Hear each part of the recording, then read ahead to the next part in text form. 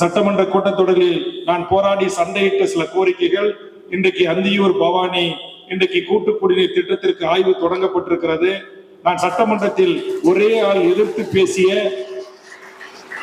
பல்கலைக்கழகங்கள் திருத்த சட்ட மசோதா இது ஏற்புடையதல்ல, இது திரும்ப பெற வேண்டும் என்று வலியுறுத்தினேன். தற்போது அந்த சட்டம் திரும்ப பெற்றிருக்கிறது. கடந்த காலங்களில் தொழிலாளர் விரோத சட்டம் எதிர்த்து நான் பேசினேன், அது ரத்து செய்யப்பட்டிருக்கிறது. இது போன்று இன்றைக்கு இந்து அறநிலைத்துறையில் இன்றைக்கு ஒரு சட்ட திருத்தம் கொண்டு வந்தார்கள், அதை இந்த கூட்டத்தொடரில் கடுமையாக நான் எதிர்த்து பேசியிருக்கிறேன்.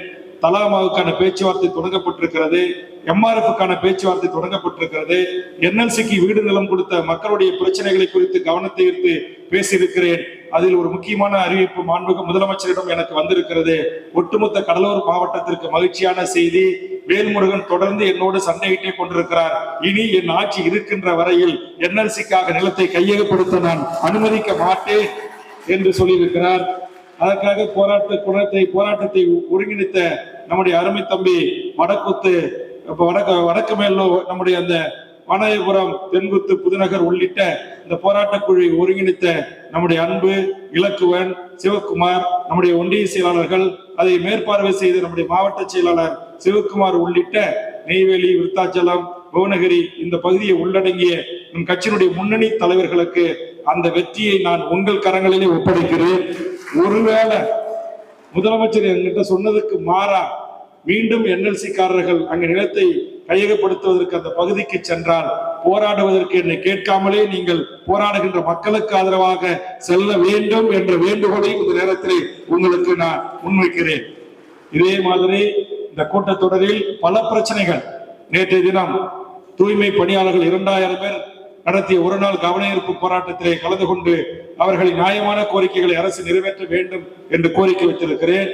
அரசு ஊழியர்கள் எப்போதும் திமுக ஆட்சிக்கு ஆதரவாக இருப்பவர்கள், அவர்களுடைய அந்த ஓய்வூதிய திட்ட பலன்களை உடனே தாருங்கள் என்று சொல்லியிருக்கிறேன். அதுபோன்று பழைய ஓய்வூதிய திட்டத்தை நடைமுறைப்படுத்துங்கள் என்று சொல்லியிருக்கிறேன். அதுபோன்று ஏழை எளிய துப்புரவு பணியாளர்களுடைய பிரச்சனையை சட்டமன்றத்தில் பேசியிருக்கிறேன். செவிலியர்களை நிரந்தரம் செய்ய வேண்டும், ஆசிரியர்களை நிரந்தரம் செய்ய வேண்டும், சட்டமன்றத்திலே பேசியிருக்கிறேன். ஆக இந்த 4 நாள் கூட்டத்தொடரிலும் ஒட்டுமொத்த சட்டமன்றமே நம்முடைய கட்டுப்பாட்டில் தான் இருந்தது. பேரவைத் தலைவர் அப்பாவு அவர்கள் எவ்வளவோ முயற்சி செய்து எனக்கு ஒளிபரிக்க தராமல் தடுத்தார். இன்னும் சொல்ல போனால் பத்திரிகை நண்பர்கள் நேரடியாக ஒளிபரப்பு கொண்டிருக்கிறார்கள். இந்த 5 ஆண்டு காலம் கூட்டத்தொடரிலே 234 எம்எல்ஏக்களில் ஒரு சட்டமன்ற உறுப்பினராக இருக்கிற வேல்முருகனுடைய குரல், என் முழு பேச்சு வெளியில் சென்றுவிடக் கூடாது என்ற ஒரு அரசாங்கம் பயப்படுகிறது. நான் 15 நிமிஷம் பேசினா 5 நிமிஷம் தான் வீடியோ விஷயம் கொடுக்குறாங்க, பேச்சு கொடுக்குறாங்க. 20 நிமிஷம் பேசினா 10 நிமிஷம் தான் கொடுக்குறாங்க.